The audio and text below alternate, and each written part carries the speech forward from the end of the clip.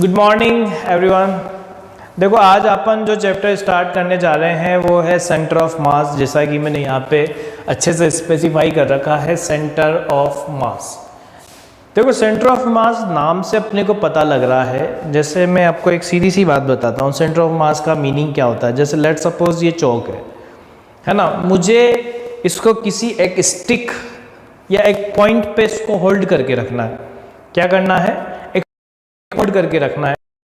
अगर मैं कहूँ कि बताओ कि यहाँ पे किस पॉइंट पे मुझे होल्ड करके रखना चाहिए ताकि ये बिल्कुल स्टैटिक कंडीशन में रहे, तो आप क्या कहोगे कि इसमें अगर लेफ्ट साइड और राइट साइड वाला मास एक दूसरे को बैलेंस कर रहे होंगे उस पॉइंट पे रख देना चाहिए।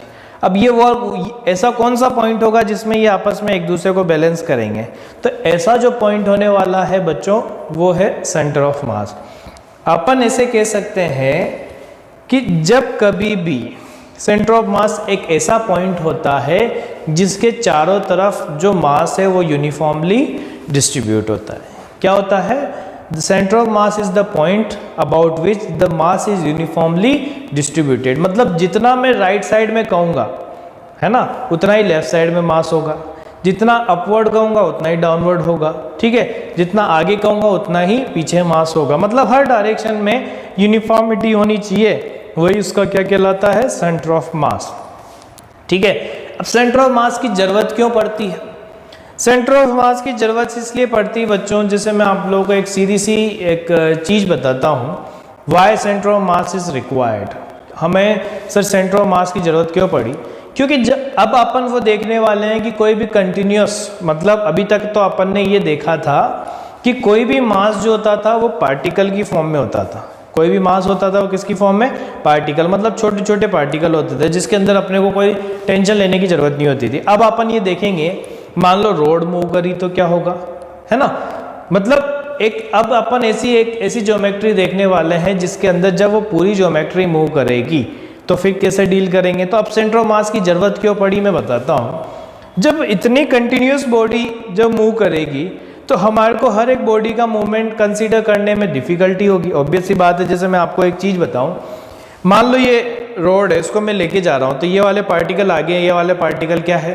पीछे। तो मैं हर एक का मोशन ऑब्जर्व करूंगा तो मेरे को डिफिकल्टी तो आनी है।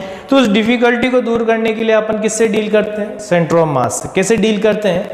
सेंटर ऑफ मास एक ऐसा पॉइंट हो गया जिसमें आप पूरी बॉडी को हटाओ और सारे जो फोर्स एप्लीकेशन है जो आपने उस बॉडी पे लग रहे थे वो कहाँ लगा दो? सेंटर ऑफ मास पे। जिसकी वजह से अब हमें सभी पॉइंट्स को ऑब्जर्व करने की कोई जरूरत नहीं है। अपन डायरेक्ट किसको ऑब्जर्व कर सकते हैं? सेंटर ऑफ मास को। तो basically centre of mass is the point about which we can apply all the force application. हम फोर्स एप्लीकेशन भी वहां पे अप्लाई कर सकते हैं। ठीक है ना। तो आज अपन सबसे पहले तो सेंटर ऑफ मास की अगर चर्चा करें तो क्या होगा? What is center of mass? तो center of mass, तो इसके लिए अगर अपन लिखेंगे डेफिनेशन तो क्या बोलोगे? It is the point, it is the point about which the whole mass of the system is uniformly distributed. It is the point about which the whole mass of the body is uniformly distributed. Or for a continuous mass system, for a continuous mass system, we can replace the whole system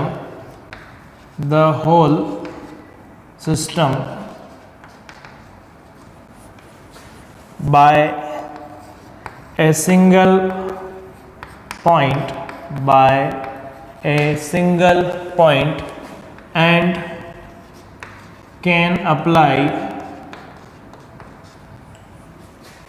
the whole force application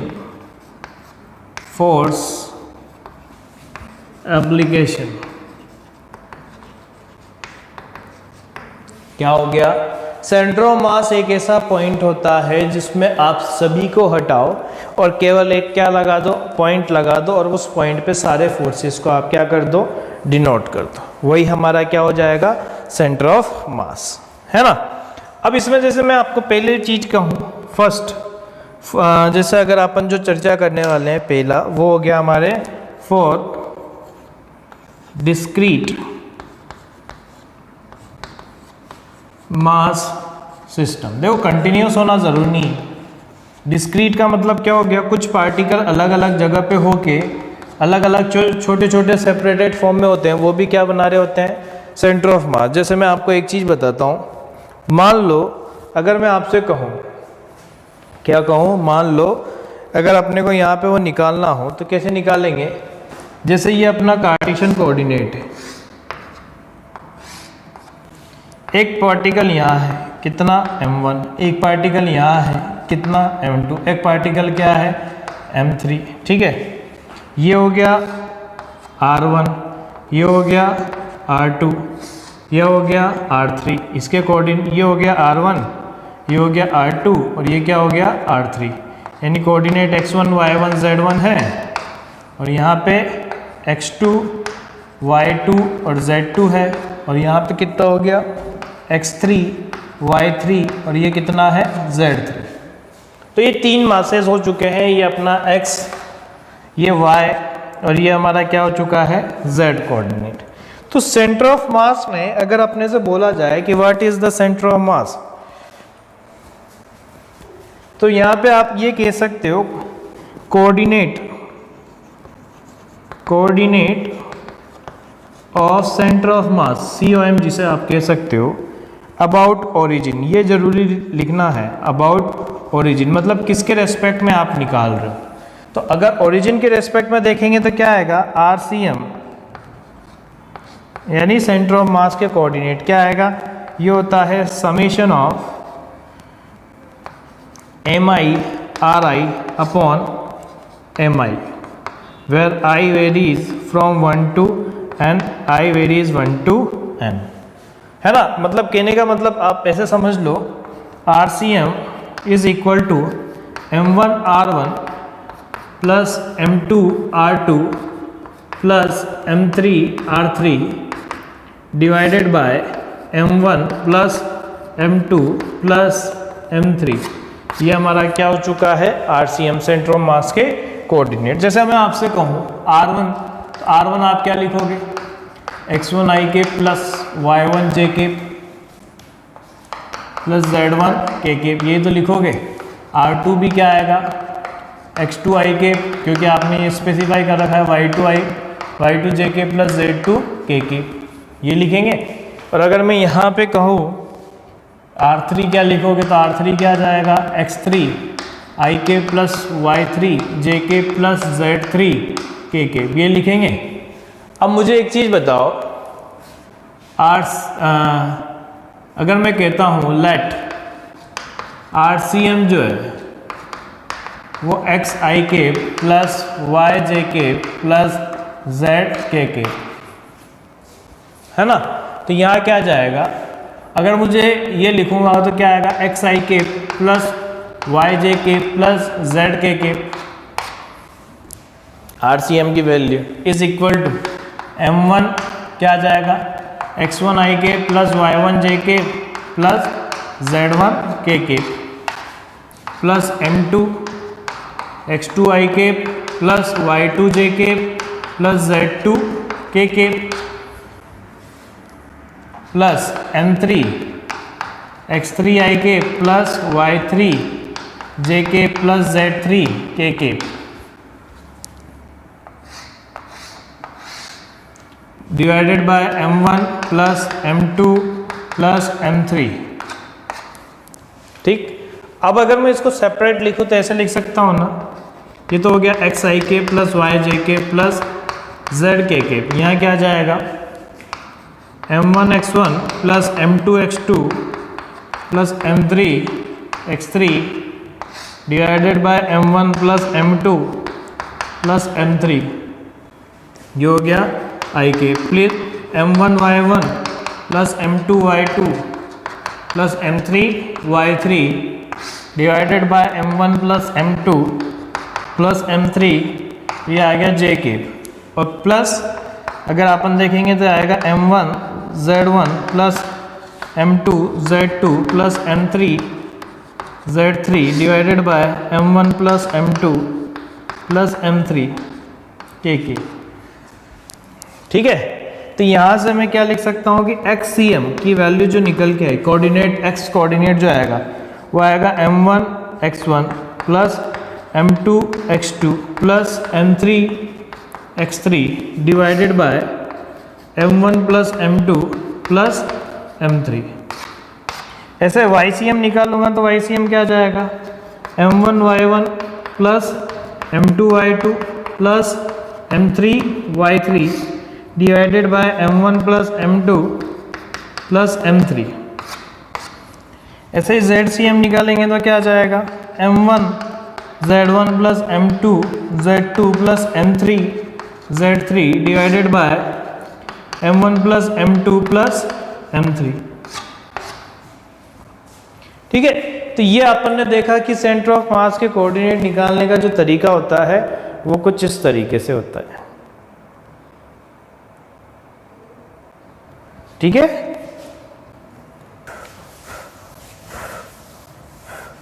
देखो मान लो हमें question दे दिया, question क्या दिया कि if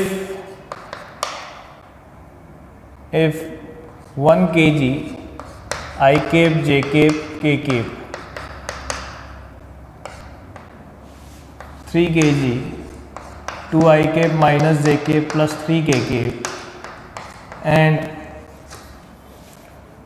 4 kg I cap minus 2J cap plus 4K cap are placed, find out the position vector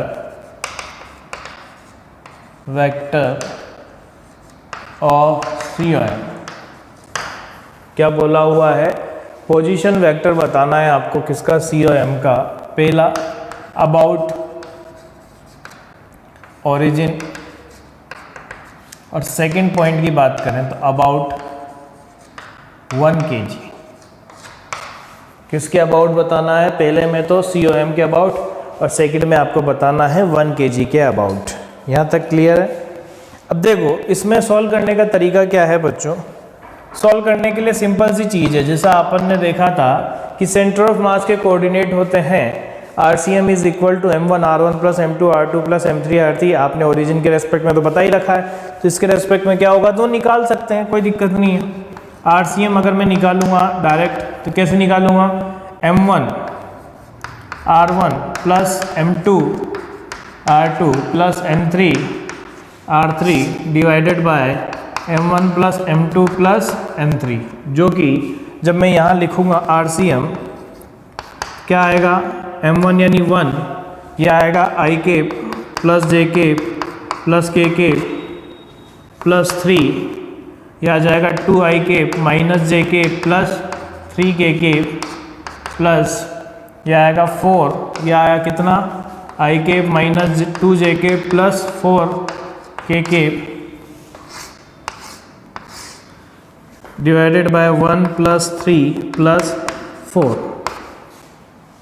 अब यहाँ पे कितना आ जाएगा, अगर अपन सॉल्व करेंगे तो क्या आएगा, I cap plus J cap plus K cap plus 6I cap, है ना, यहाँ माइनस आएगा तो minus 3J cap plus 9K cap plus यह आया 4I cap minus 8J cap plus 16K cap divided by 8।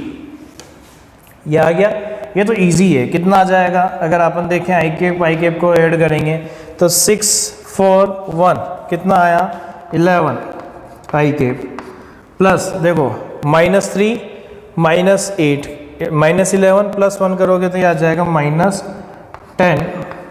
J cube. और यहाँ पे देखो 1 + 9 10 + 16 26 के क्यूब डिवाइडेड बाय 8। तो अगर मुझे कोऑर्डिनेट बताना हो तो ये लिख सकता हूँ 11/8 कोमा -10/8 कोमा 26/8। क्या आ गया 11/8 कोमा -10/8 कोमा 26/8। ये अपन ने क्या बता दिए, कोऑर्डिनेट बता दिए। अब जब बात आती है ना बच्चों सेकंड पॉइंट की, क्या आती है सेकंड पॉइंट की, तो कुछ बच्चे सोच रहे होंगे कि क्या सर हमारे को फिर से वापस से उतना ही सॉल्व करना पड़ेगा क्या? नहीं बच्चों, उतना सॉल्व करने की जरूरत नहीं। रीजन उसके पीछे, जैसे अपन ने यहाँ पे ओरिजिन के रेस्पेक्ट में निकाला हुआ है ना, किसके रेस्पेक्ट में निकाला हुआ है, ओरिजिन के रेस्पेक्ट में। तो जैसे ये ओरिजिन के रेस्पेक्ट में निकल गया, अब मुझे निकालना है 1 kg के रेस्पेक्ट में। तो एक चीज अपने को ध्यान में रखनी है, वो क्या है, अगर मैंने यहाँ पे जैसे आरसीएम मुझे निकालना है अबाउट ए पॉइंट, मतलब किसी भी पॉइंट अदर देन ओरिजिन, तो आप क्या करो आरसीएम अबाउट ओरिजिन निकालो, आरसीएम अबाउट ओरिजिन, और माइनस क्या कर दो R1 या position coordinate of RCM about origin is minus R position coordinate of the point, जिस पॉइंट के रेस्पेक्ट में आपको निकालना है। मतलब जैसे आपको इसके रेस्पेक्ट में निकालना है ना 1 के रेस्पेक्ट में, तो सोचने की जरूरत नहीं है। क्या करो, आपने RCM के लिए निकाल लिया, तो अब क्या करो आप ये लिख दो RCM अबाउट 1 kg, तो आपका आंसर क्या आएगा RCM about origin minus R यानी position coordinate of 1 kg। 1 kg के जो पोजीशन कोऑर्डिनेट है ना उसको माइनस कर दो, यानी क्या आएगा RCM अबाउट 1 kg जो आया वो कितना आ गया, यह आया 11I/8 minus 10J/8 plus 26/8 K minus 1 kg का क्या आया I plus J plus K, I plus J plus K, क्या आ गया 3/8 I, ठीक है, minus 18/8 J minus 18 plus 18/8 K। ये हमारा आंसर आएगा। अब इतना सॉल्व करने की जरूरत नहीं है, डायरेक्ट आप क्या कर सकते हो, जिसके रेस्पेक्ट में निकालना है उसके पोजीशन कोऑर्डिनेट को क्या कर दो, माइनस कर दो। ठीक है, ये तो चलो अपने को I कैप J कैप की फॉर्म में दे रखा है तो करना है। ठीक है, जैसे मान लो अगर हमारे को कुछ ही दूसरे के रेस्पेक्ट में निकालना हो, जैसे मान लो क्वेश्चन हमें दे दिया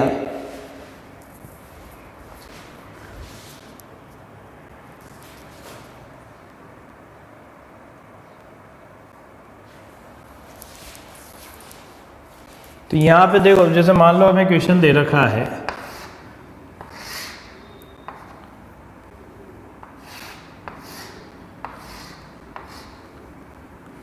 1,1 2 kg। ठीक है, आप ये वैसे मत मानना, जैसे मैं आपको बताऊं, मान लो कि ऐसे नहीं दे रखा है,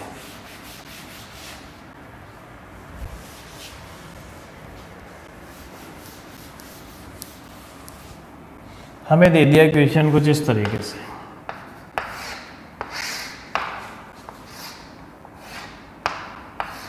ये है 2 kg, ये 1,1 है, ये 4,3 है, ये 4 kg है, और ये हमारे को 2 kg दे रखा है कितने पे 2,6 पे, ये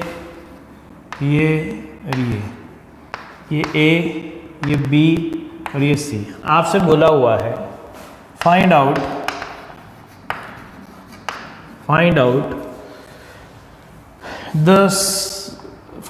COM अबाउट 2 kg जो A पे प्लेस्ड है। A पे जो 2 kg रखा हुआ है उसके अबाउट आपको क्या निकालना है, COM। अब एक चीज़ ध्यान में रखना बच्चों, जब सॉल्व करने जा रहे हैं तो मैं जो चीज़ बता रहा हूँ, जैसे मैं आपको लिखूँगा XCM, क्या जाएगा M1 X1 plus M2 X2 plus M3 X3 divided by M1 plus M2 plus जितने मास होंगे उतने आ जाएंगे।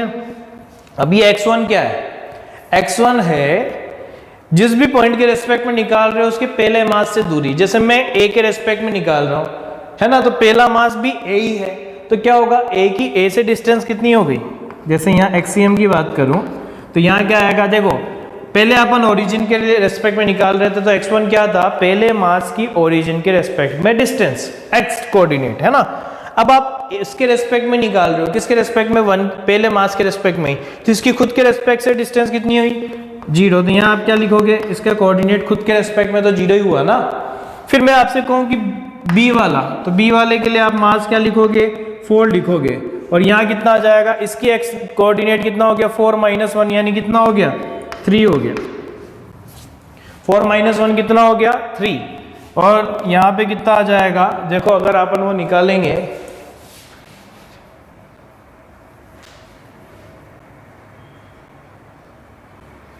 जब अपन यहाँ पे निकालेंगे तो यहाँ देखो इसकी क्या जाएगी, थर्ड वाला मास जो है वो 2 kg, और यहाँ कितना आ जाएगा 1 के रेस्पेक्ट में कितनी डिस्टेंस पे हुआ, 1। देखो हालांकि ये 0 के रेस्पेक्ट में 4 पे था, तो 1 के रेस्पेक्ट में कितना होगा, 4 - 1, इसलिए मैंने यहाँ 3 लिखा।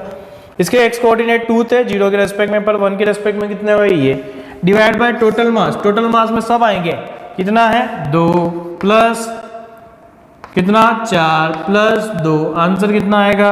आंसर निकालने के लिए देखो क्या ये 12 प्लस 2 कितना हो गया, 14 डिवाइड बाय 8 कितना आ गया, 7/4। ये हमारे XCM की वैल्यू आ गई। अब YCM निकालूं तो YCM क्या आएगा, M1 Y1 plus M2 Y2 plus M3 Y3 divided by M1 plus M2 plus M3।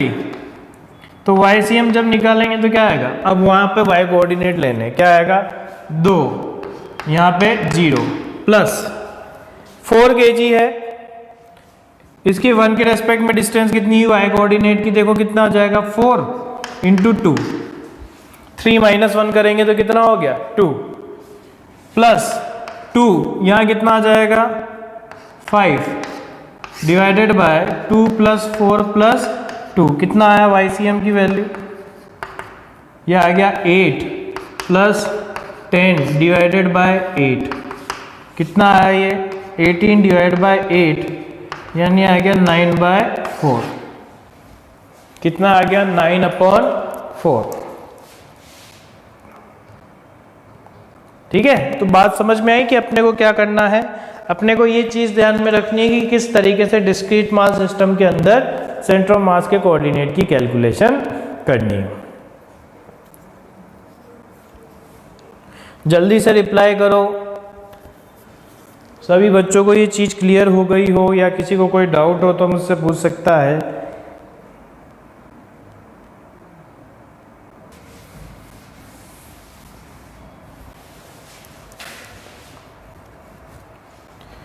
चलो मान लो हमें क्वेश्चन पूछा जाए, क्वेश्चन क्या है ध्यान से समझना कि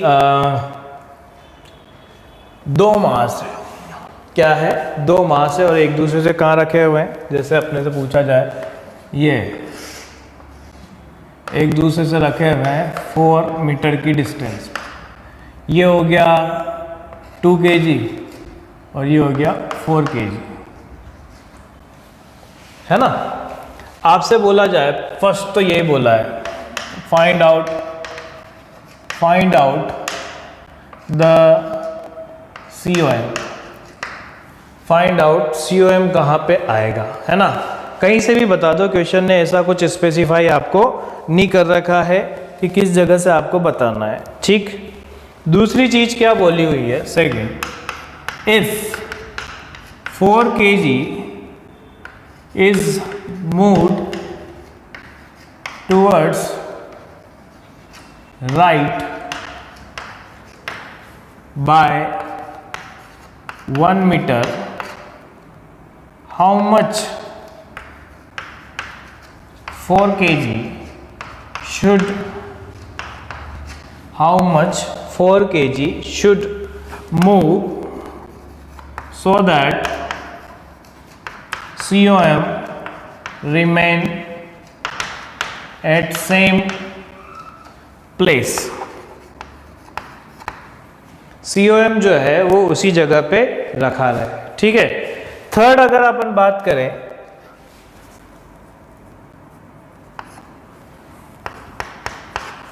इसी में अगर मैं आपसे कहूं, if 2 kg is moved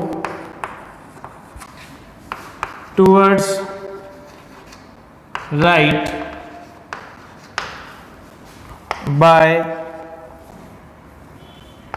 2 meter and COM is moved by 1 meter right, then displacement of 4 kg क्या है। क्वेश्चन को पहले तो ध्यान से पढ़ो, क्या कह रहा है क्वेश्चन। क्वेश्चन का कहना है कि दो मास है 2 और 4 kg के, ठीक है। उस 2 और 4 kg के अंदर क्या है कि इनके बीच में कहीं ना कहीं सेंटर ऑफ मास होगा, बिल्कुल। अब आपसे पहले क्वेश्चन में तो बोला हुआ है कि आप इनका सेंटर ऑफ मास निकालो। फर्स्ट पार्ट में तो क्या बोला हुआ है, सेंटर ऑफ मास निकालो। कैसे सेंटर ऑफ मास, यानी ये और ये तो आ गया अपने पास कितना, 4 मीटर। ये आया 2 kg और ये कितना आ गया, 4 kg। ये 4 मीटर है, ये 2 kg और ये 4 kg। अब देखो मुझे एक चीज़ पता है, ऑब्वियस ही बात है, सेंटर ऑफ मास कहाँ होगा। अगर मैं यहाँ देखूँ तो इसके पास कहीं ना कहीं होगा COM। अब आप कहोगे कि ऐसा क्यों, तो COM की टेंडेंसी जो होती है ना, COM has less distance from higher mass, from higher mass. जो ज़्यादा मास होता है उससे नज़दीक होता है, ठीक है। तो अगर मैं यहाँ पे कहूँ 2 kg से डिस्टेंस निकालो, चलो, है ना। COM फ्रॉम 2 kg, तो COM फ्रॉम 2 kg कैसे निकालोगे, यह आएगा पहला मास 2, इसकी खुद से डिस्टेंस 0 क्योंकि इसी से तो डिस्टेंस निकाल रहे हो, प्लस 4 दूसरा मास, उसकी 2 kg से डिस्टेंस कितनी, 4 metre, divided by 2 plus 4, answer कितना आया, 16/6, जिसे आप 8/3 लिख सकते हो। कितना लिख सकते हो, 8/3। यानी पहले पार्ट का तो आंसर आ चुका है। पहले पार्ट का आंसर क्या आया, COM is at 8/3 from 2 kg and 4/3 from 4 kg। 8/3 तो किससे है, 2 kg से, और 4/3 किससे है, 4 kg से। देख लो आप, 4/3 कम है इसलिए यहाँ पे डिस्टेंस कम आई है 4 kg से, क्योंकि ज़्यादा है, और 2 kg वाला कम है इसलिए 8/3 जो डिस्टेंस है वो ज़्यादा है।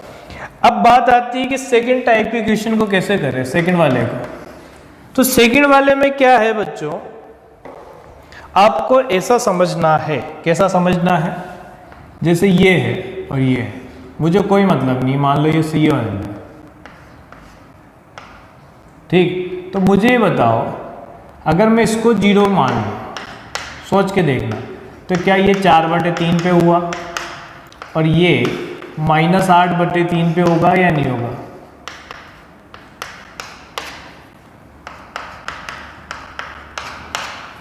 बात समझो, मैं जो कहना चाह रहा हूं उसको ध्यान से समझो। मैं ये इसलिए कहना चाह रहा हूं बच्चों, इसके पीछे कारण क्या है। ये सेंटर ऑफ मास है, इसके राइट साइड में ये मास रखा हुआ है ये। अब अपन इसको इधर उधर मूव करेंगे, हम चाहते हैं कि सेंटर ऑफ मास कहीं नहीं मूव करे, तो अपने को क्या करना है? मुझे एक चीज बताओ, ये वाला जो मास है अगर मैं इसको यही मान लूँ 0,0, तो मेरे को दोनों से डिस्टेंस पता है ना, तो एक से डिस्टेंस 8/3 और एक से 4/3 है, तो मुझे पता है ये इसके राइट साइड है तो इधर वाली डायरेक्शन पॉजिटिव इसलिए 4/3, ये लेफ्ट साइड है इसलिए क्या हो गया -8/3। क्लियर? अब मुझे बताओ आपने क्या करा है कि 4 kg is moved by right 1 metre, आपने 4 kg को क्या कर दिया, मूव करा दिया किधर 1 मीटर। तो आपसे पूछा हुआ है ये 2 kg है, 2 should move so that centre of mass remain at rest. तो अब मुझे बताओ आपने इस मास को लेके गए और यहाँ पे कितने पे चले गए भैया, बोलो कितना आ जाएगा? क्या 4/3 + 1 आएगा, और ये 4 kg यहाँ पहुँच गया, 4 kg यहाँ पहुँच गया। तो मुझे बताओ अपने से पूछा हुआ है 8, ये 2 kg वाले को किधर ले जाए? तो ऑब्वियस सी बात है इधर ले जाना पड़ेगा आपको। क्यों ले जाना पड़ेगा? सेंटर ऑफ मास वहीं रहना है। अगर ये उधर जाएगा दूर तो उसको भी दूर जाना पड़ेगा, तभी तो इसी लाइन पे लाई करेगा। तो अब मुझे बताओ ये डिस्टेंस मान लो हमने x मानी, तो क्या x + 8/3 लिखोगे कि नहीं लिखोगे? 8 + x/3, पर ये किस में आएगी? माइनस के अंदर, क्योंकि नेगेटिव डायरेक्शन में ना। अब आप क्या लिखोगे?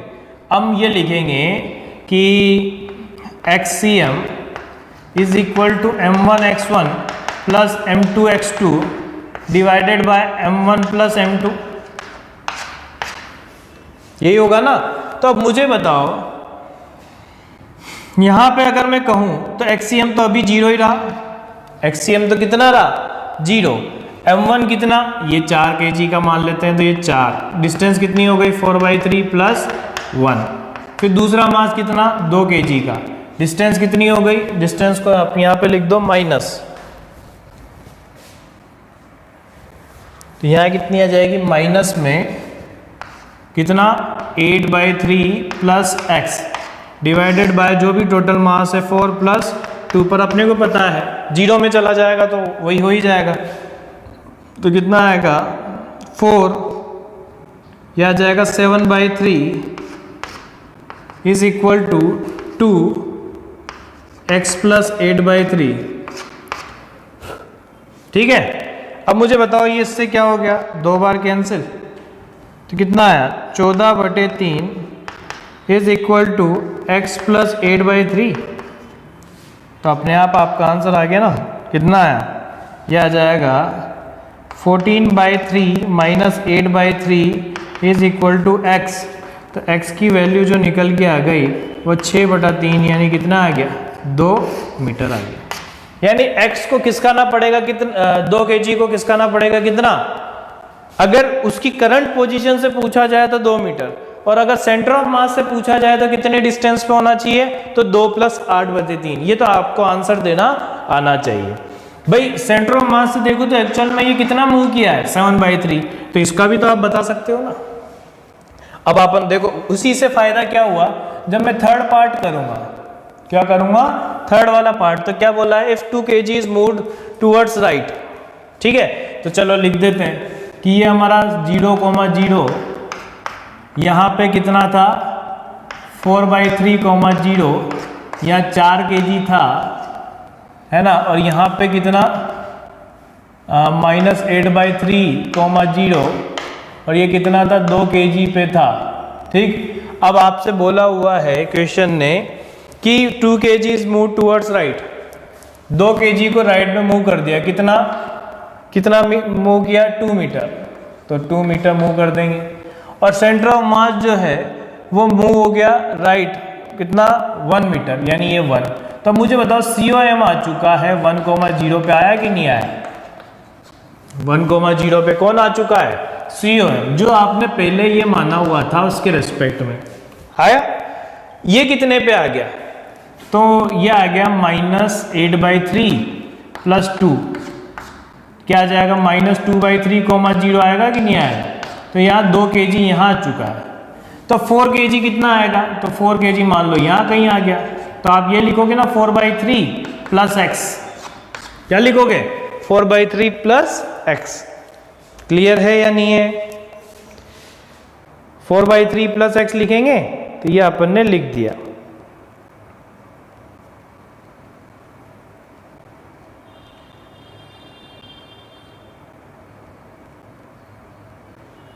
ठीक, अब ध्यान से देखो, जब मैं यहां लिखूंगा एक्सीएम क्या आएगा, m1x1 plus m2x2 plus m3x3, sorry 2 ही है ना मास, तो यहाँ पे ये तो हटा दो, divided by m1 plus m2।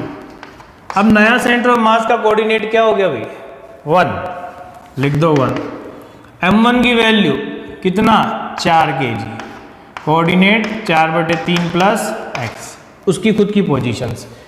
m2 कितना है, 2 kg, distance -2/3, divided by total mass 2 + 4, कितना आ जाएगा, 2 + 4। तो यहाँ देखो कितना आया, 6, इधर चला जाएगा तो 6 = 16/3 प्लस 4x -4/3, यही आया ना। तो ये आ गया हमारे पास 6 = 12/3 प्लस 4x। तो यहाँ से कितना आया, 4, तो आ गया 2 = 4x, तो x की वैल्यू कितनी आ गई, 1/2। यानी आपको 2 kg को कितना खिसकाना पड़ेगा, 1/2।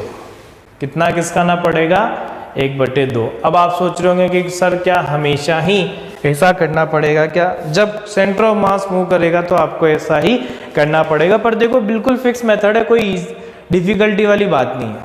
ठीक है, जल्दी से रिप्लाई करो, कोई डाउट हो तो पूछ लो जल्दी से, ताकि फिर अपन आगे बढ़े।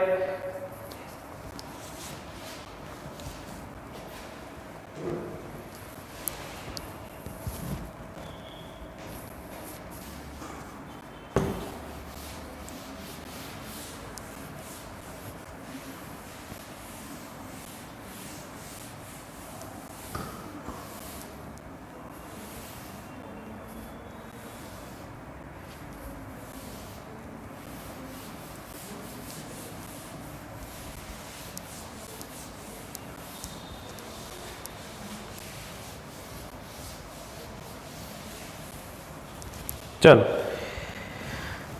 अब अपन देखते हैं कि नेक्स्ट, जैसे मैं आपको एक और चीज़ बताता हूँ, 1-2 एग्जांपल देखते हैं, फिर उसके बाद अपन देखेंगे कि किस तरीके से कंटिन्यूस मास सिस्टम के लिए सॉल्व करना है। मान लो हमें दे दिया है ना, ये दे दिया 1,2, ये आपको दे दिया 4,2 और ये दे दिया 3,4। यहाँ पे रखा हुआ है 2 kg, यहाँ पे रखा हुआ है 3 kg और यहाँ पे रखा हुआ है 3 kg। आपसे पूछा हुआ है find out distance of COM from 2 kg। चलो ये होमवर्क के लिए आप लोग करना है ना, मैं आप लोगों के आगे बढ़ जाऊंगा, 2-3 क्वेश्चन दे रहा हूँ, आप लोग नोट कर लो। नेक्स्ट क्वेश्चन हमें दे दिया, सभी बच्चे ग्रुप के अंदर भेजेंगे। ये हो गया A, ये हो गया B, ये हो गया C, ये हो गया D। ये हो चुका है हमारे पास 1,2, 4,2, 4,4 और ये हो गया 1,4। ये हो गया 2 kg, ये 4 kg, ये 2 kg और ये 4 kg। आपसे पूछा हुआ है find out distance of COM from A। क्या पूछा हुआ है, find out distance of COM from A। ठीक है। थर्ड क्वेश्चन मान लो आपसे ये दे दिया कि कार्टेशियन कोऑर्डिनेट दे रखे हैं, ये M1 है, ये M2 है और ये M3 है। M1 आपको दे रखा है 4 kg I cap minus 2j cap plus 4 k cap. M2 जो दे रखा है वो 2 kg I cap plus j cap plus k cap और ये दे रखा है M3 6 kg minus I cap minus j plus j cap plus k cap, ये हमें दे दिया। ठीक है। और आपसे पूछा हुआ है इसी में find COM about origin and M3। ठीक है। जल्दी से स्क्रीनशॉट ले लो होमवर्क का, फिर अपन आगे बढ़ते हैं और मैं आप लोगों को कंटिन्यूस मास सिस्टम के लिए बताऊंगा। जल्दी से आप लोग नोट कर लो, स्क्रीनशॉट ले लो ताकि मैं आगे बढ़ूं। ये होमवर्क है, ये सभी को भेजना है ग्रुप के अंदर।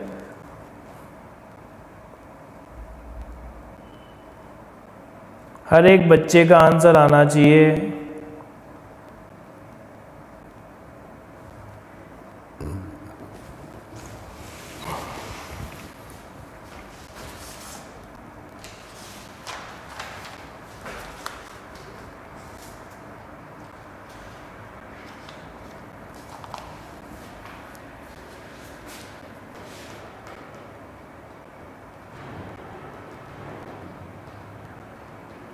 कल ये आप लोगों के उसमें अपडेट हो जाएगा एप्लीकेशन के अंदर, अभी सर्कुलर मोशन के अंदर चल रहा है ये, पर कल आप लोगों के COM के अंदर ये अपडेट हो जाएगा।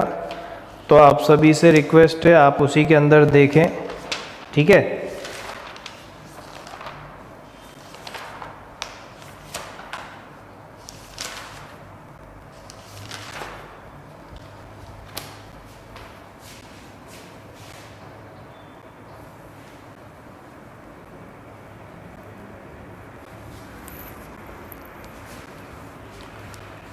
चलो अब अपन नेक्स्ट हेडिंग देखते हैं।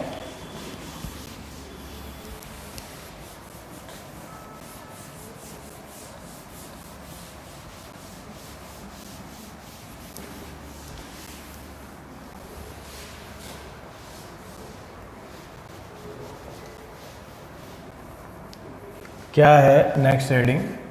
Centre of mass for continuous mass system।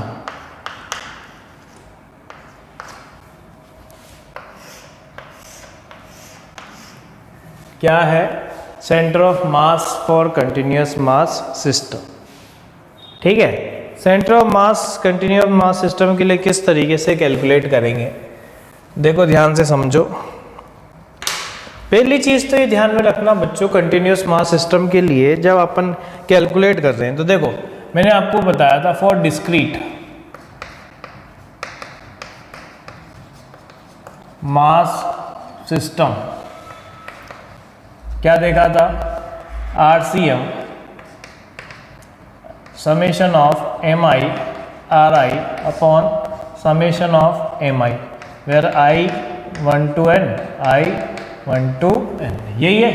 या मैं अगर कहूँ तो यहाँ XCM जो है वो क्या लिखूँगा? Summation of MI XI upon summation of MI, जहाँ पे I1 से N है। ठीक है। तो अब आप एक चीज समझोगे कि सर ये क्या है, तो अब ध्यान से समझना। डिस्क्रीट मास में तो एक कंप्लीट मास था और पार्टिकल की फॉर्म में था। डिस्क्रीट मास में तो क्या था? एक कंप्लीट मास था और वो किसकी फॉर्म में था? इसकी फॉर्म में, कंप्लीट मास की फॉर्म में। बट अगर अपन अपने कहें तो इसमें आप ये चीज लिख सकते हो, इन discrete mass system, in discrete mass system mass is in particle form and in complete form के अंदर था। ठीक है, अब अगर मैं यह कहूँ कंटिन्यूस में, इन कंटिन्यूस क्या होगा, in continuous mass system masses are small and very close to each other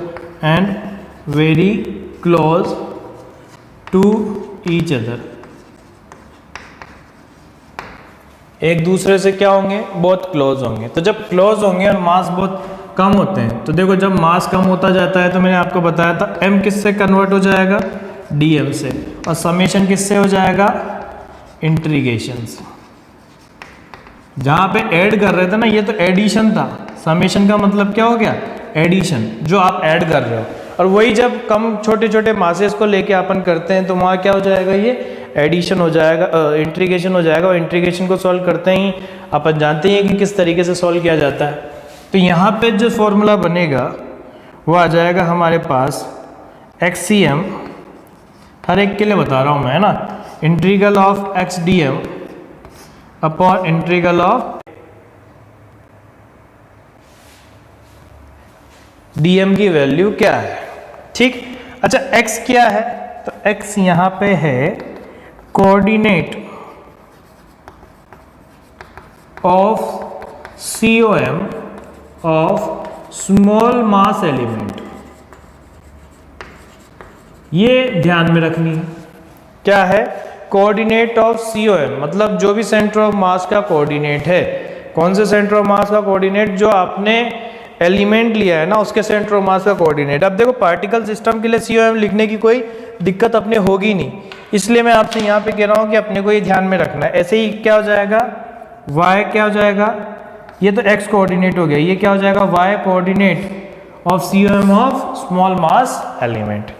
ठीक है, ऐसे ही z आ जाएगा। तो यहाँ पे x y z जो आप देख रहे हो ना, वो क्या है, ये सेंटर ऑफ मास के कोऑर्डिनेट है, किसके लिए, स्मॉल मास एलिमेंट के लिए। ठीक है, अब आप सोचोगे कि सर ये किस तरीके से सॉल्व करेंगे, वो तो मैं आप लोगों को ज्योमेट्री से बताऊंगा। पहले अपन चर्चा करते हैं किसके बारे में, DM के बारे में। किसके बारे में चर्चा करते हैं, DM। तो अब जैसे देखो, मान लो अपने पास अगर 1 डायमेंशनल ज्योमेट्री है, क्या है, 1 डायमेंशनल, तो मैं क्या लिखूंगा, फॉर 1D ज्योमेट्री। तो 1D ज्योमेट्री जो होती ना, 1D ज्योमेट्री का मतलब ऐसा हो चुका है लीनियर वाली, मतलब जो लाइन से चीज़ों को अरेंज कर रखा है। उसमें कौन कौन से आते हैं, उसमें आता है भैया हमारे रॉड, रिंग, है ना, रॉड हो गया, रिंग हो गया, वायर हो गया। ठीक है, तो ये सारे जो एलिमेंट है जो लाइन से किसी के अंदर आपने अरेंज कर रखा है वो इसके अंदर आते हैं। इसमें अपन क्या निकालते हैं, all the mass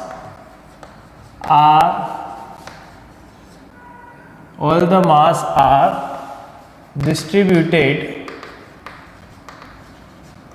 along length. तो अपन वहां क्या लिखते हैं, लीनियर मास डेंसिटी। कैसे कैसे लिखोगे, देखो, L length has mass m, तो यूनिट लेंथ पे क्या लिखोगे, unit length has mass m upon L, जिसे बोला जाता है लैम्डा, जिसे बोलते हैं लीनियर मास डेंसिटी, जिसका थोड़ा बहुत इंट्रोडक्शन मैं आप लोगों को उसमें दे चुका हूँ, किसमें, पोटेंशियल एनर्जी में। तो लीनियर मास डेंसिटी यानी मास पर यूनिट लेंथ, जिसे आप कह सकते हैं, क्या लिख सकते हैं, मास पर यूनिट लेंथ, क्योंकि जो भी मास होगा वो किस में होगा, लेंथ में। फिर अगर मैं आपसे कहूँ सेकंड, फॉर 2D ज्योमेट्री, तो 2D ज्योमेट्री के लिए आप कहोगे तो क्या जाएगा, एग्जाम्पल कौन हो गए, डिस्क हो गया, क्योंकि अंदर भी मास फिल रहता है। फिर ट्रायंगल हो गया, फिर रेक्टेंगल हो गया, ठीक, रेक्टेंगल हो गया, फिर उसके बाद और कौन सा हो गया, स्फीयर हो गया, होलो स्फीयर, होलो स्फीयर है ना, होलो स्फीयर हो गया, और कौन सा हो गया, तो वहां पे अपन कह सकते हैं होलो कोन हो गया।